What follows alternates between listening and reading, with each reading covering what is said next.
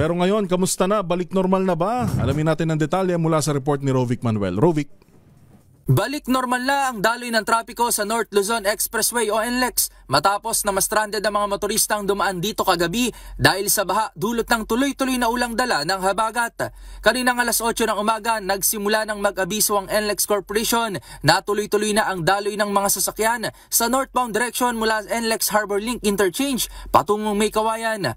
Bagamat medyo bumigat ang usad sa southbound direction mula May Kawayan patungong Valenzuela Interchange, bunsod na mga nagkaaberyang sasakyan na sumakop ng dalawang lane, agad naman na nagsagawa ng retrieval operations dito.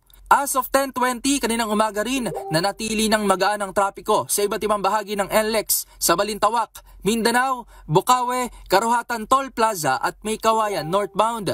Kabilang na sa mga gumaan ng daloy ang iba pang toll plaza at interchange sa ECTEX at NLEX connectors. Pasado alas 7 kagabi, naglabas ng advisory ang NLEX na hindi na umano madaraanan ng lahat ng uri ng sasakyan ng bahagi ng Balintawak Cloverleaf southbound, Valenzuela Interchange northbound at Paso de Blas southbound at mga toll plaza. Nagresulta ito ng ilang oras na pagkaantala ng biyahe at stranded na mga motorista at biyahero dahil hindi na kinayang makausad sa mistulang ilog na lalim ng baha sa expressway. Sa ngayon, nagpapatuloy pa rin ang traffic update ng NLEX sa kanilang social media accounts para sa mga motorista na daraan dito at nag-abiso rin sa ilang RFID stations na pansamantalang isinara as of 9 a.m. dulot pa rin na masamang panahon. Para sa MBC TV Network News, ito si Rovic Manuel ng DZRH TV.